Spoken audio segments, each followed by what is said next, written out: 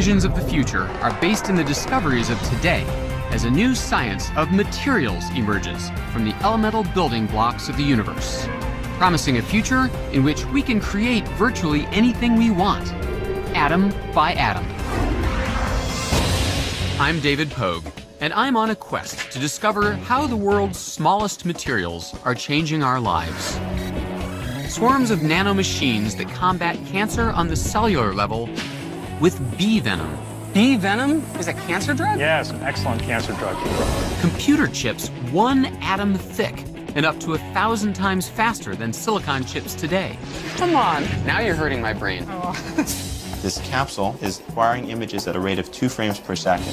And high-definition cameras an inch long, monitoring our bodies from within. Oh man, I think I just banged the top of the eyeball. How far can we go? That's a robot? That's a robot. In making stuff smaller. Right now on Nova.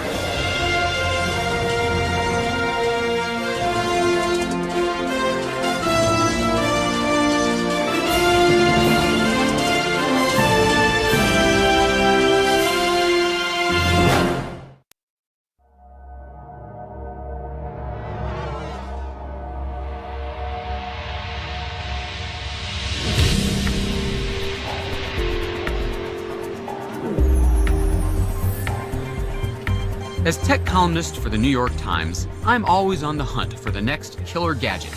Wow, so I can play my records straight into the iPhone? That's right. That's very cool. Each year, my beat brings me to the Consumer Electronics Show in Las Vegas to investigate the latest trends in new tech. It's a watch that is also a cellular phone, an MP3 player, a camera, a video camera. Somehow, the electronics world has found that the key to making stuff better is making it smaller. So that's the new flagship LED. Wow. Take the TV. 10 years ago, the first flat screens cost as much as $12,000. They had thick glass panels and weighed a whopping 85 pounds. But now? This TV is 0.3 inches deep. Are you kidding?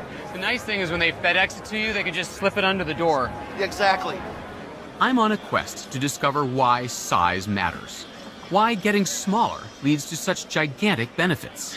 Performance on it is phenomenal in low light. You have f2.8 lens, 24 millimeter wide. It's just a great piece. It's crazy. If everything we own had improved over the last 25 years as much as electronics have, the average family car would travel 4 times faster than the space shuttle. Houses would cost $200. What's the secret behind electronics' stunning advances? How many times have I reviewed these and wondered exactly what's inside there? Do you mind if I have a look? No, not at all. I'd like to have a look inside. Yeah, please do. Okay, thanks.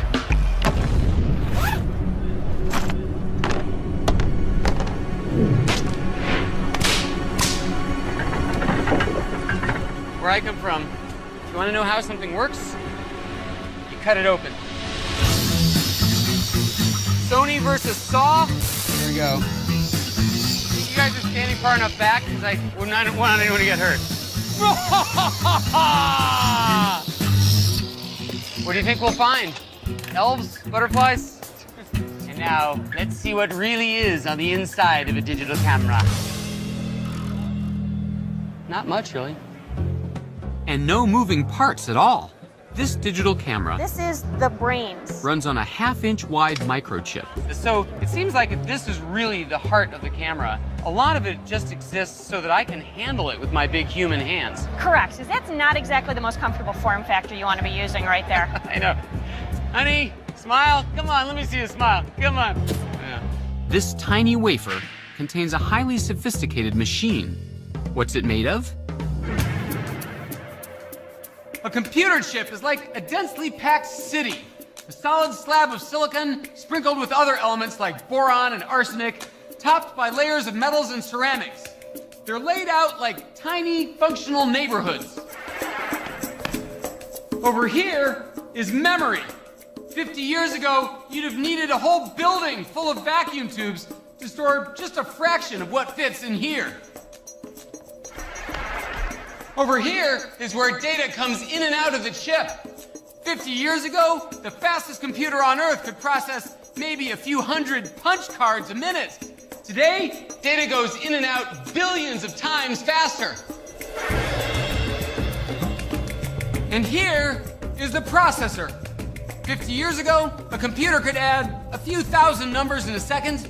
In that same amount of time, this tiny chip can perform billions of calculations. Scientists have discovered that the secret to cheap computing power is size. When we find the right materials and make them small, they change the world. The race to miniaturize began 500 years ago with an invention that in its day was the first personal computer. I'm talking about the watch. How do they go from big wall-mounted grandfather clocks to something you can wear on your wrist? The miniaturization, more functions in a smaller space. Pierre Gigax is a watchmaker in Switzerland. The microelectronics, Some of his watches have more than 400 components. And how small are some of the parts? there are parts which are 0.006 millimeter. So that means half the thickness of a hair. Hundreds of precision metal pieces, all driven by a simple mechanism that all clocks have in one form or another. The oscillator, the beating heart of the machine. It's the piece that puts the tick and the tock in time. You know, the time is flowing, and it's always difficult to measure something flowing. So what we do is we cut the time in slices, and the oscillator is counting the slices. The original oscillator was the pendulum, slicing like a knife through time, with each swing counted by the movement of circular gears. But pendulum clocks work only if they're upright in a fixed position. So in the Middle Ages, clocks were confined to immovable structures like towers or furniture. But in the 15th century, the invention of the mainspring changed everything. It was essentially the first battery, a metal coil that could store mechanical energy. As it unwound, the mainspring powered a compact wheel. It was a major breakthrough. Suddenly, gravity and the pendulum were no longer necessary. The new spring-driven mechanism made it possible to shrink the clock to fit into a hand or a pocket, and the pocket watch was born. This watch is absolutely amazing. It shows the exact position of the sun and the moon all around the Earth from the top of the North Pole. Oh man, that's really cool. And how much does this watch go for? Between $80,000 and $90,000. But no need to spend 90 grand to find out what time it is. Nowadays, super accurate watches are disposable. Thanks to another great clock revolution, which began in the 1960s, out went the spring and mechanical oscillator, replaced by a tiny sliver of solid mineral quartz. Slice a piece of quartz small enough, send an electric current through it, and it vibrates. Fast. A quartz-driven clock can accurately chop time into millionths of a second. But the biggest selling point for quartz is that it's cheap. That's because quartz is actually silicon, commonplace sand, the second most abundant element on Earth. For the first time, a material replaced a machine, opening the door to a new era of miniaturization. But silicon can do more than just mark time. It's a member of a strange class of elements called semiconductors, found on the table of the elements. As the name implies, they occupy a middle zone between metals, which conduct electric current, and insulators, like rubber and plastic, which don't. Think of water flowing through a pipe. An insulator is like a pipe that's frozen. Electrons can't get through. Semiconductors are materials that change from free-flowing conductor to a frozen insulator, and back again, simply by zapping them with an electric current. Switches made out of semiconductors are called transistors, and their amazing on-again, off-again switching ability made the computer revolution possible. But how did they get to be so small? One great place to look for answers is Intel. a pioneer in squeezing tiny transistors onto computer chips. I've met a lot of scientists who talk about switches and semiconductors, and somehow they're fulfilling the same function. But what is it? What we're trying to build with a semiconductor is a switch. This is one from the wall, something that you'd use to turn on a light and turn off. And in fact, when we push the switch up, we give an input, the light is the output. So in science fair terms, a switch then lets electricity go through or stops it. Exactly. And Based on somehow- the input, we change the flow of electricity. Electricity on or off. It's the only language computers understand. When the switch is off, the computer reads a 0. When the switch is on, the computer reads a 1. String a bunch of switches together, and you can create a code. With just 8 switches, you can represent any symbol on a keyboard. For a page, you need about 25,000 switches. 1.4 million will get you a second of music. Photos need tens of millions. And videos, we're talking about tens of billions. The more switches, the more power. The story of the computer revolution is the story of the shrinking switch. Early computers used mechanical relays and vacuum tubes as switches. Building a machine with just a few thousand took up rooms of space. But the silicon transistor changed all that. Because it's a material, not a machine, it's easy to shrink.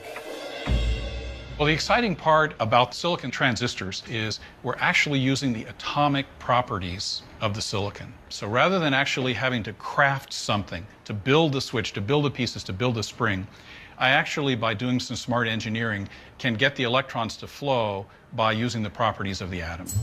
And we brought some material to illustrate that.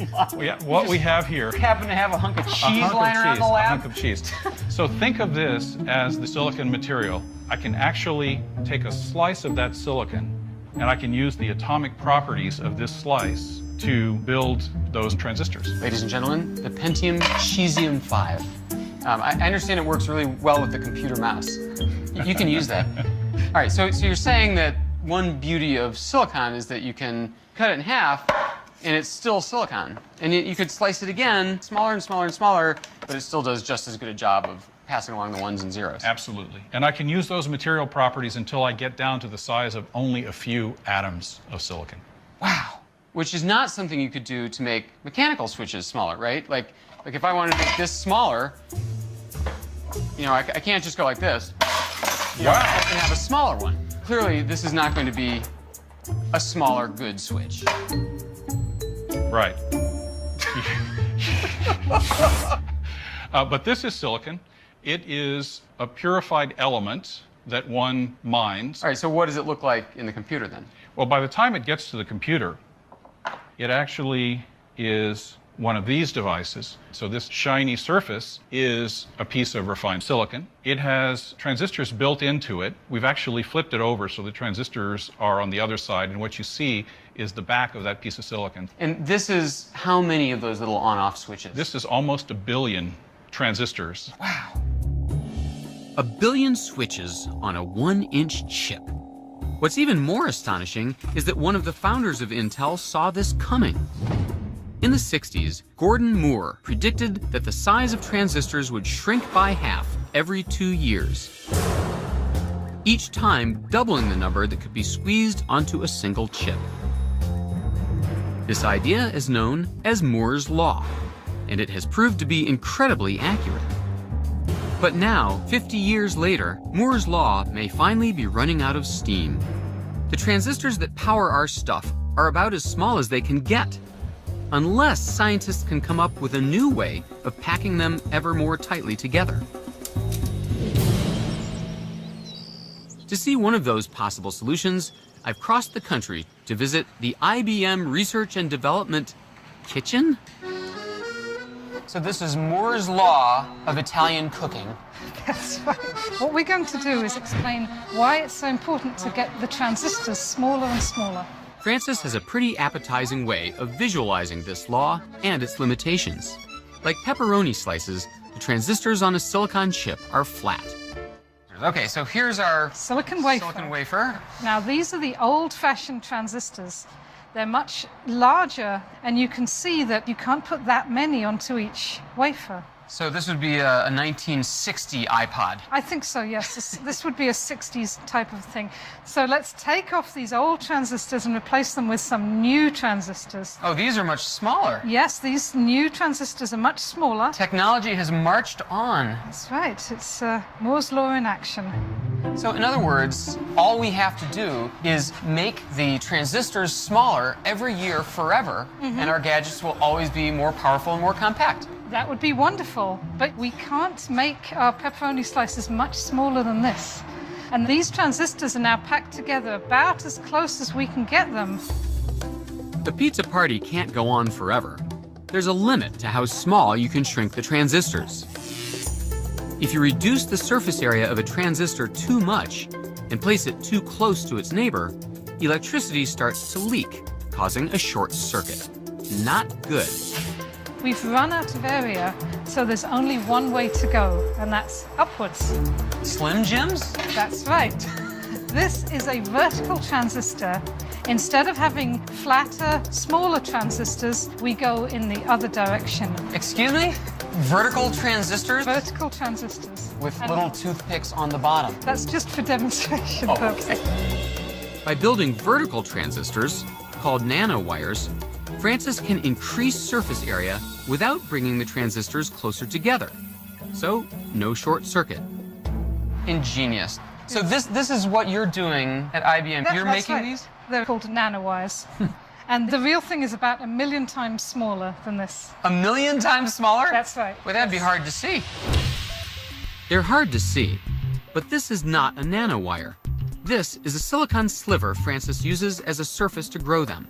And we get tens of millions of wires on each of these specimens. Come on. Now you're hurting my brain. Oh. She carefully loads the wafer into a molybdenum clip and slides it into a custom-built oven where she'll bake it at 1100 degrees Fahrenheit. You know, I was just thinking, Francis, I don't think you have enough aluminum foil on this oven. Yes. It's the question everyone asks. It holds the heat better. Aluminum foil? Isn't that a little low tech for something That's right, whatever works. Oh my gosh, so those little spires... Those are the nanowires. So you bake those up? We just grew these, yes. We can see them because this oven doubles as an electron microscope. All right, so these are them, huh? This is 30,000 times magnified. 30,000 times? That's right. So here's the column of silicon, that's the nanowire, and here's the gold droplet on the end that actually makes it grow. It's weird, it looks like matchsticks or weird mushrooms or... They do, mushrooms, that's right. They look to me like mushrooms. That's amazing. Yeah. So we're trying different catalysts, different recipes, but this here is the future of transistors. Wow. While scientists like Francis try to find ways to push silicon to its limit, others are pinning their hopes on a new material that lets electrons flow 1,000 times faster than they can in silicon. It's ultra thin and super strong, and it's called graphene. And when graphene happened, I just couldn't stop myself from going into it. It was so beautiful, I just couldn't stop. I just immediately jumped onto it. This is Dr. Pablo Jarillo Herrero, a professor at MIT and graphene guru. Here I have graphene. Graphene is the thinnest material that exists. This is just 1 atom thick, okay, sheet of graphene, and you can see that it's perfectly visible. So it's part of the magic of graphene that you can just see it, even with your eye. You heard that right. This gray square of graphene is just a single atom thick. Although graphene was discovered only recently, it's been hiding in plain sight for ages, in a material you probably have on your desk, graphite, also known as pencil lead. You can write with a pencil because graphite is a layered material, and as you write, you're leaving traces of these layers on your piece of paper. So graphene is really just one sheet of this graphite material, a 1 atom thick sheet. That makes graphene an ideal conductor. At only 1 atom thick, there's nothing to restrict free electrons, which flow across the surface of the material like water across flat ice. Graphene is a very special conductor, it's the best conductor, and we're now studying those properties and learning how fantastic this material is. And scientists have also figured out how to make transistors out of graphene. giving it the ability to speak the language that electronics and computers understand. So I'm excited. It's beautiful. I mean, here you have a material that will enable high-speed, ultra-high-speed electronics working at very low power. But it gets even better. Turns out the only tool you need to make graphene is a piece of tape. It is so simple. Any high school student can indeed make one-atom thick devices with this. It's really amazing. That Scotch tape is going to be folded into two, and then when we separate the tape, this graphite naturally exfoliates in two pieces. Then we're going to fold it again. It will split into 4 pieces, then 8. Do it again and again, making the piece of graphite thinner and thinner and thinner, basically until we cover the entire tape with graphite. We're then going to take a silicon chip, deposit it on top of the tape, and what we're hoping is that the graphite pieces which are on the tape are going to get in intimate contact with the silicon.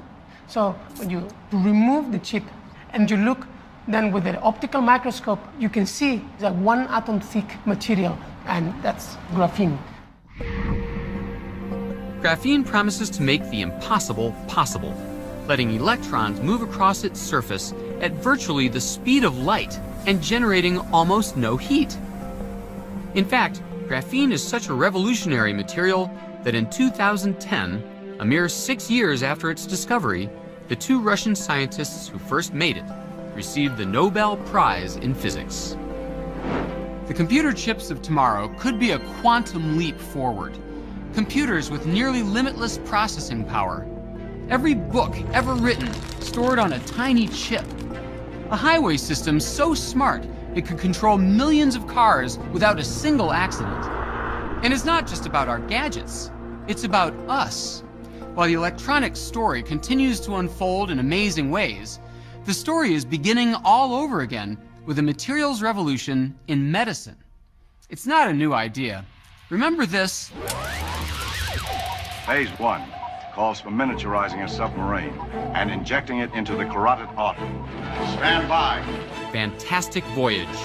It was the sci-fi smash of 1966. Phase 1. Phase 1. Scientists shrink a team of doctors and send them into a sick man's body on a mission to cure him. All stations stand by. Tracking post.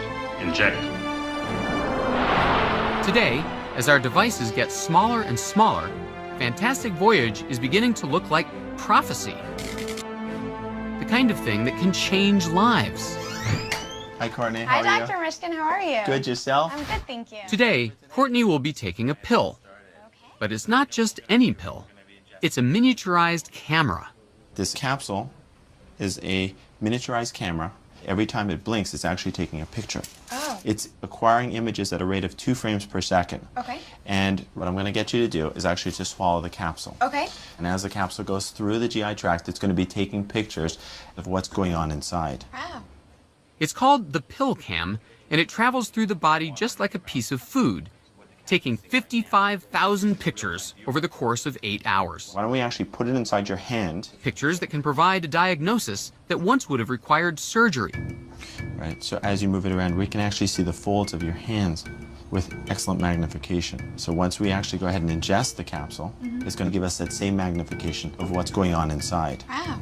That's really cool. It actually has a wireless transmitter that's going to transmit the images to the data recorder that you're wearing over the course of the day. And I'm going to download the images and be able to look at them and analyze exactly what's going on. Okay. The pill cam is made of an inert plastic that doesn't create a toxic response in the body. Inside is a mini catalog of the electronics industry.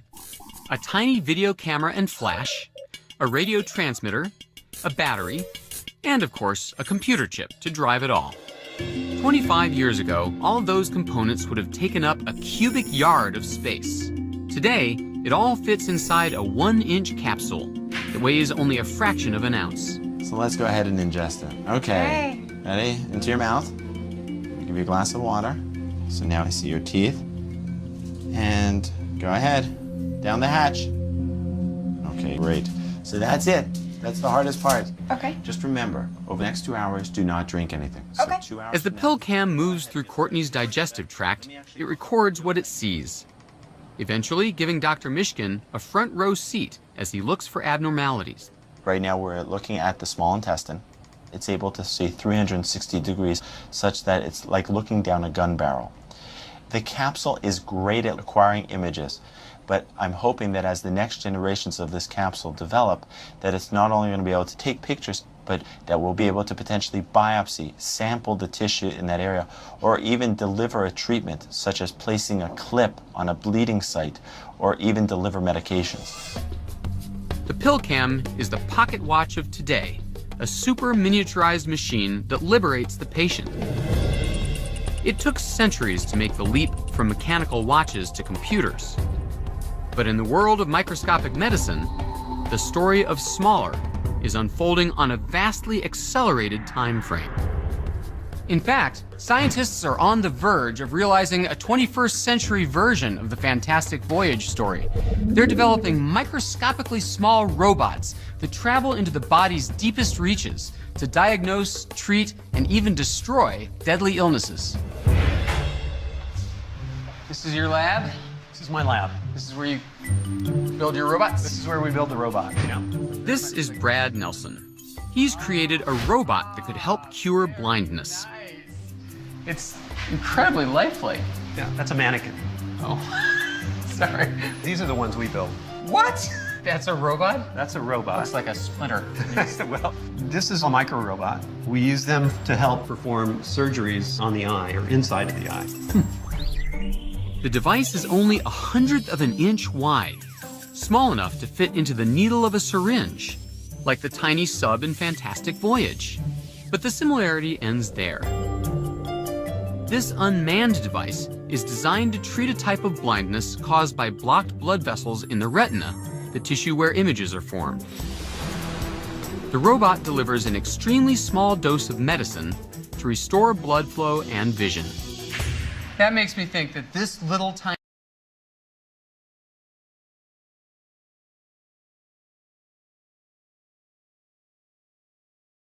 thing has batteries and little propellers and some kind of knowledge to know where to go in the eye. I have a hard time believing that. That's right. So the way we energize this is we use externally generated electromagnetic fields. So basically, it's a magnet. To make the device small enough, Brad had to abandon the idea that robots have to be mechanical. Copper-colored thing here. Instead, he focused on finding a material that would let him eliminate bulky moving parts. He chose two elements, samarium and cobalt. Combined, they form a material highly sensitive to magnetic fields, which means that Brad can direct the movement of the robot without touching it. Once again, a material replaces a machine, and the device gets smaller. So then, besides just the robot, what we also have is this system here of electromagnets. And so what each of these copper coils do is they generate magnetic fields. Oh, man. Yeah, I got a bunch of them, every direction. And so we have 8 of these here. That's why we call this the Octomag. Octomag? That's right. The Octomag. By adjusting the strength of these 8 electromagnets, the surgeon can move the micro-robot any direction along the X, Y, or Z axis, pushing or pulling it through the eye. But landing it on the tiny section of retina that's used for seeing in sharp detail takes lots of practice. And you've been practicing with dummy eyeballs so far? We use that, but we also use animal eyes as well. We get pig's eyes from our local butcher. So. You buy eyeballs from the butcher, from cadavers, or? That's right. Christos, one of my PhD students here, Christos goes in the morning, early in the morning, to the butcher and asks for eyeballs. Christos, how are you? Fine. Oh my God. These are the pig eyes. Exactly. 20 pig eyes, fresh from the butcher, ready to be prepared for experiments. He must be a big hit around Halloween. What about this guy? What's this all about? We call him Mr. Pig Eye Guy. Mr. Pig Eye Guy? Well, you have to give them a name. And then we put the eyes at this hole here. Once the eyeball is secured inside the socket, we insert a light probe. So that's the light there. Oh, I can actually see the light in there. Very cool. This tiny LED lets us see what we're doing when we drive the robot. So this is the robot right here? Mm-hmm. Okay, and this isn't fake. We're really seeing this live from the microscope right now, right? Yes. All right. You can move this guy around. Okay, sure enough. I push right, he goes right. Left, he goes left. Let's see, I want to go down over here. And then you can pull up. And oh, you it's can getting see. bigger. Exactly. Yeah. This means that it's moving higher away from the retina. And closer to the surface of the... Oh, man, exactly. I think I just banged the top of the... Exactly. So cornea or whatever. That's the very top, and this is where the liquid ends. So you see this effect. Now let me push down. When you push down, it starts slowly going into the retina. Sinking. Wow, that's really cool. So now you've reached the bottom, you're touching the retina. Yeah, it's quite responsive. I can go right up here. Eventually, Brad hopes that there will be a commercial version of his device installed in doctors' offices. The magnets will be arranged in a housing that surrounds the patient's head, while the doctor peers through a microscope to guide the drug-filled robot. Brad's initial success combining materials and magnetic fields to make tiny devices has encouraged him to be even more ambitious. His goal is to build a robot that can swim through blood vessels.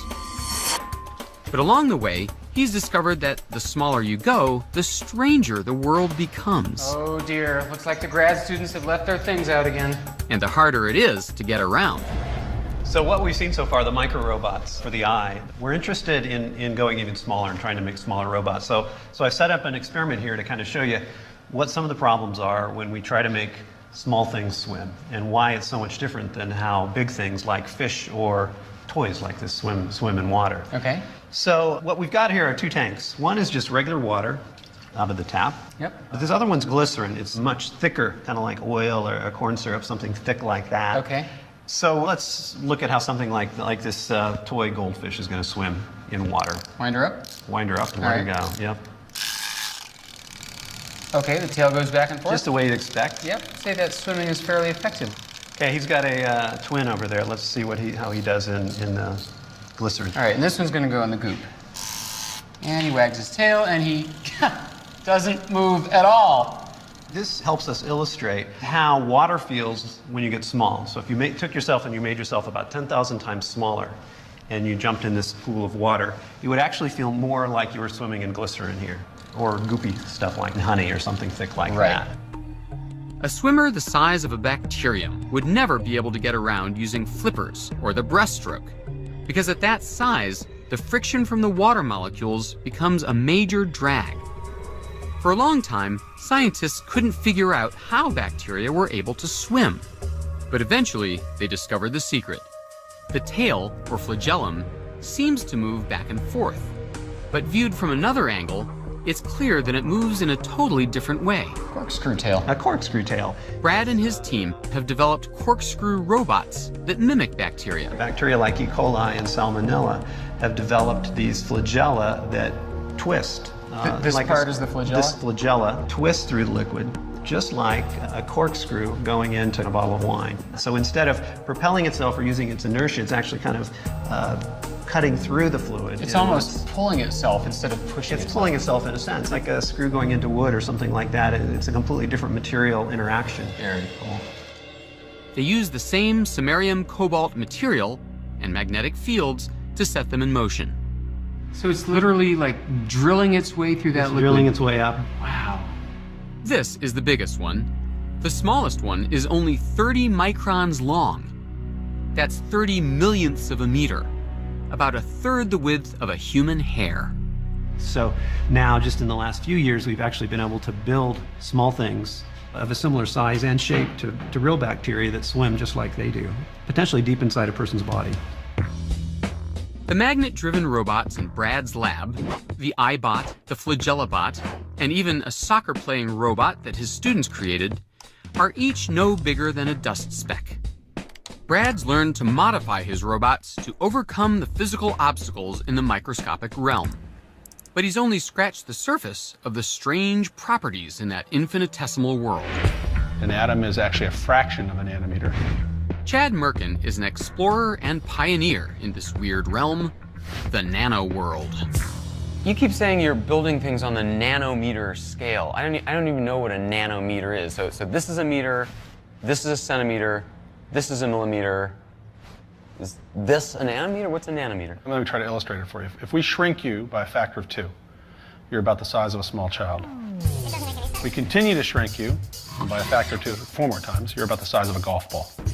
We go to 10, you're now the size of an ant. We keep going another 7 times, and now you're about the diameter of a human hair. That's roughly what we can see with the naked eye. Even after so much shrinking, I'm not even close to the nano scale. Cut me in half 5 more times, and I'm the size of a red blood cell. 5 more times, I'm a virus. 7 more times, and I'm finally 1 nanometer in size. 1 billionth of a meter. That's less than half the width of DNA. It seems unimaginable that we might harness materials this small, but in fact, it's not all that new. People have been using nanotechnology almost unknowingly for centuries.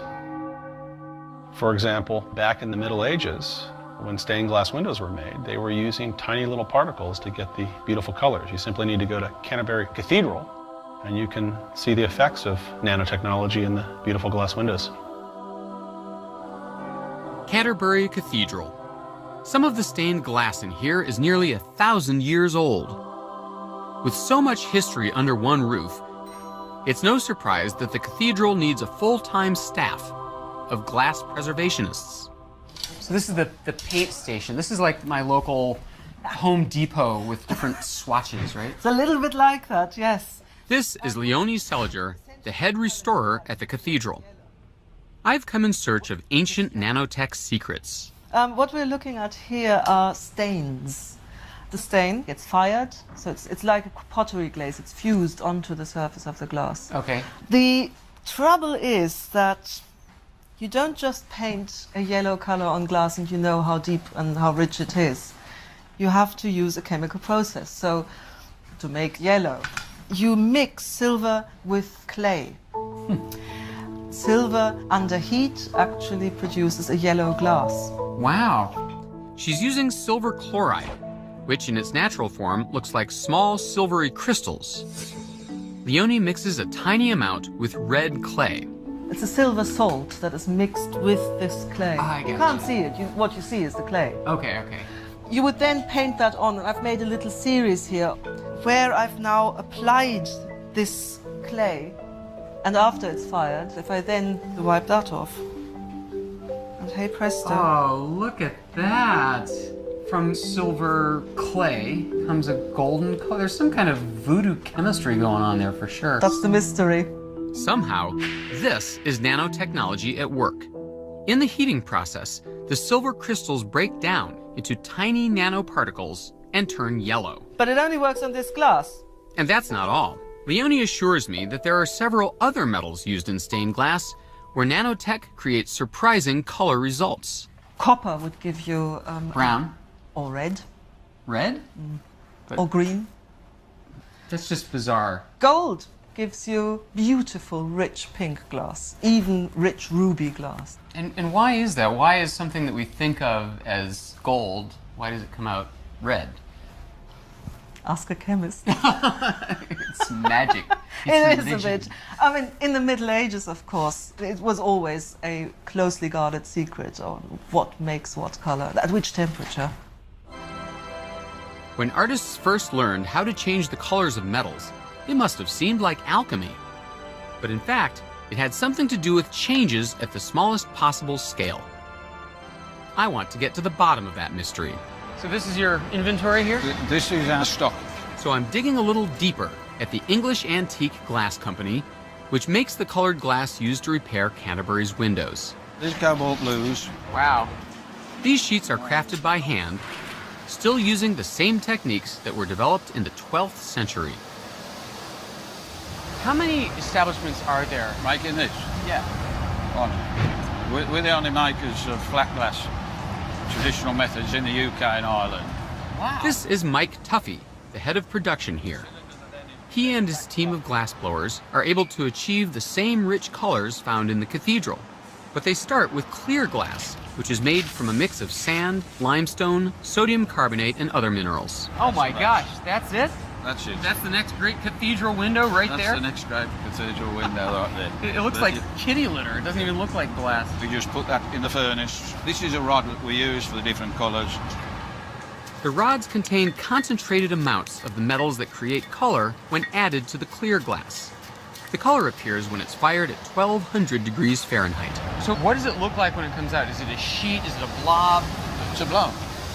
The journey from molten blob to colored glass is an intricate process of shaping, blowing, and refiring, resulting in a glass cylinder called a muff. It's this heating and cooling process that creates the final color thanks to the action of the metal nanoparticles. You slit it, and then you have a flattening machine that unfurls it? That's it. That's a gold pink muff. There's gold dust in there? Yes. But it doesn't look gold, it looks pinkish. No, gold gives you pink. Gold gives you pink? Gold gives you pink. Why would that be? You would need to talk to a chemist on that. I plan to do that. Same answer. I'm 0 for 2 with the stained glass people. So I went to Canterbury Cathedral, and I actually spoke to the guy who makes the glass and the lady who does the repairs on those windows, and they said, sure enough, they add gold to the glass to make it red. It doesn't make any sense. And you know what they told me? We have no clue. But you're the scientist, man. You should be able to explain why gold makes red. Well, it turns out if you can control the size of a gold particle, if you can shrink it to this nanometer length scale, you have completely different optical properties. Gold's no longer gold when taken to the 13 nanometer size. It's ruby red in color. When light rays hit a colored material, some colors are absorbed and some are reflected. That's why roses are red and violets are blue. Many metals, like gold and silver, reflect most of the colors in visible light, which is why they can be polished to shine like mirrors.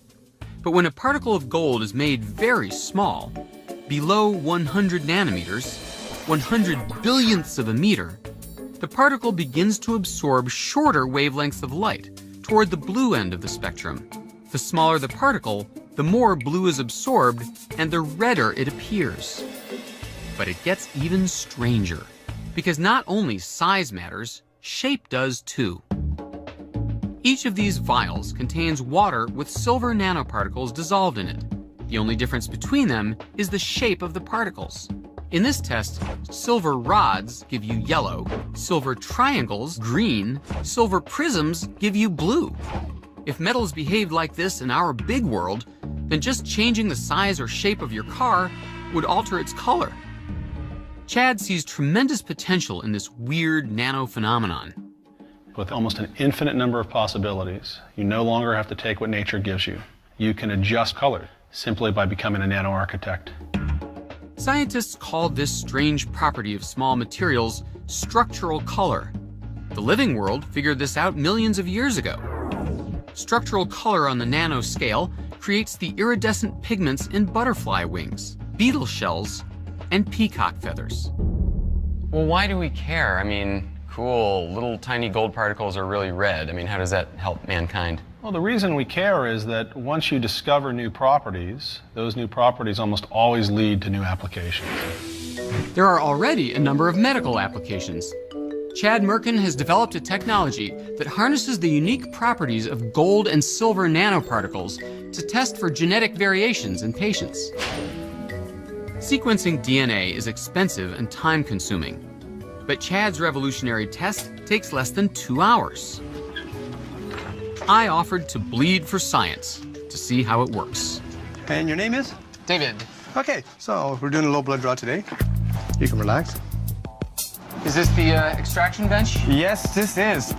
First, a technician extracts pure DNA from my blood sample. This is my DNA. This is your DNA. He then loads it into a small disposable cartridge and inserts it into the machine for testing. This test can actually read the letters of my DNA, and using gold nanoparticles, it flags variations that might make me unusually sensitive to particular drugs, or even mutations that signal heightened risk for disease. Less than 2 hours after drawing my blood, the results are in. It turns out that the test has some interesting news for me about my sensitivity to a blood-thinning drug called warfarin, or Coumadin. It's commonly prescribed to stroke and cardiac patients. It's a potentially life-saving drug, but if the dosage is wrong, it can cause fatal bleeding. So what's my warfarin dosage? What they call a double hit, I'm sorry to say. A double hit? You're a double hit. So you have two genes that are mutated, and therefore you're very sensitive to warfarin. And your calculated dose is 2.7 milligrams. See, I knew it. My mother always said it would be like 2.6 or 2.5, but I always said, no, Mom, mine's 2.7. You should always listen to your mom there, David. The nanosphere test gave me some crucial information. This is the mutation. Quickly enough to save my life if I'd been ill. It's a diagnostic tool. The next goal is to fight illness in the body at the same tiny scale. Okay, so when we inject this, it'll go in the bloodstream and find the cancer, like a rocket guidance system. Sam Wickline has invented a nano device that's smaller than a virus. Engineered atom by atom, his hunter-killer robots are designed to travel by the billions in the bloodstream. They're pre-programmed by a doctor to seek out specific types of cancer cells and then destroy them, with none of the side effects associated with current drug therapies. It's the ultimate fantastic voyage dream, and it's borrowing a page from these little guys.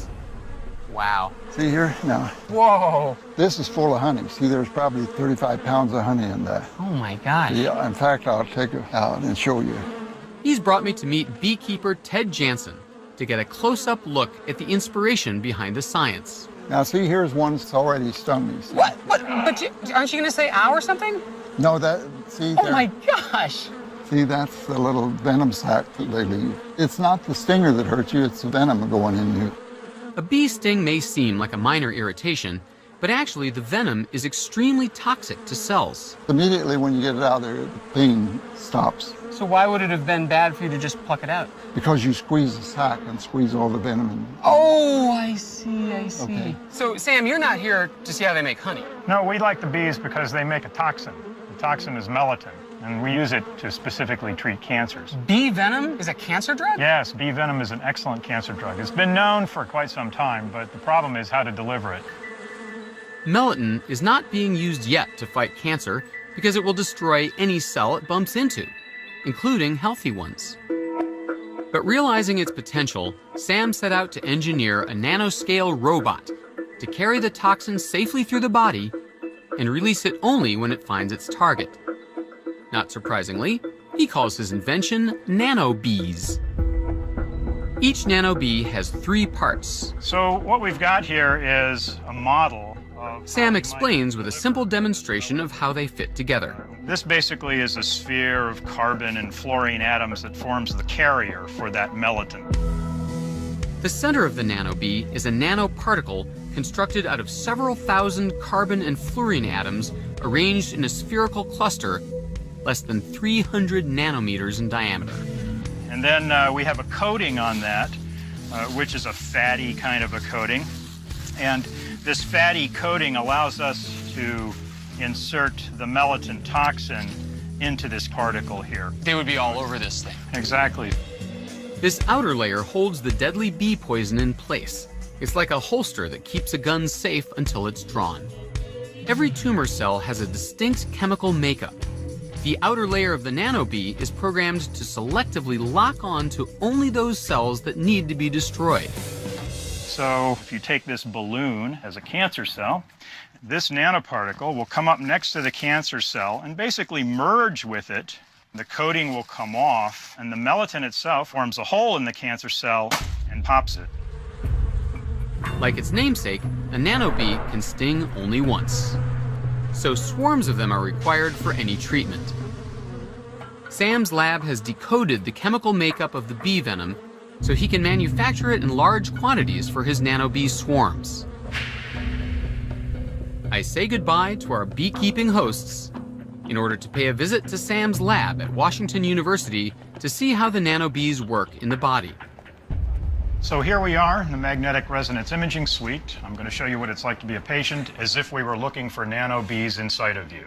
And may I just say, what a boost this gives my dignity to wear a sundress and slide into a giant bagel. Well, let's go toast you. An MRI uses strong magnetic fields and radio waves to detect certain molecules in the body. Hi. This machine has been tuned to detect fluorine atoms, which are part of the nanobee molecules, but are otherwise very rare in the body. Okay, you having fun in there yet? We're rolling. I think I remember this ride. I think I did it at Six Flags. If Sam had actually injected nanobees into me, and if I had the cancer that they'd been trained to fight, You're going to start hearing some noise. they would travel in my bloodstream and stick to any target tissue they encounter. The images that the technicians see would show bright yellow areas where the individual nanobees were finding and killing the diseased cells. And best of all, there would be no toxic side effects, as with traditional chemotherapy. So Sam, how far away are we from using nanobees in everyday human cancer patients? Well, now this material is being tested in what's called preclinical stage, and we hope that within about a year or so that we'll have approval to test this in humans. Well, thanks, Sam. I appreciate this experiment. So, typically, how long would you leave the patient lying in this tube? Guys? Guys? Hello? Hello? Like the nanoscale transistors that came before them, nanobees get their power from their tiny size. But nanobees and other emerging nanotechnologies go even further.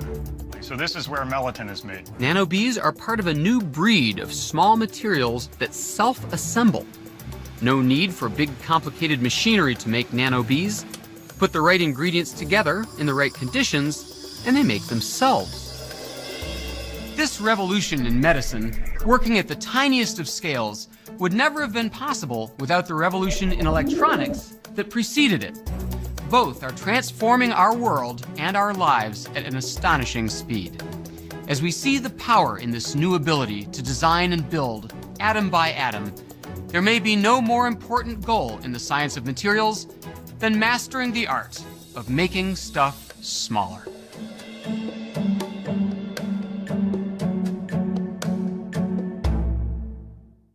Can we make stuff cleaner and greener?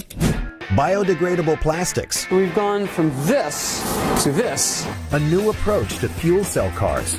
Here it is, folks. The future of American hydrogen storage. Host David Pogue investigates new materials on the cutting edge of clean. Seems like a scene from Willy Wonka. Oh, and look at this! The soy foam is taking over! The soy-based seat cushions are performing well at 40 miles an hour. Making stuff cleaner. Next time on Nova.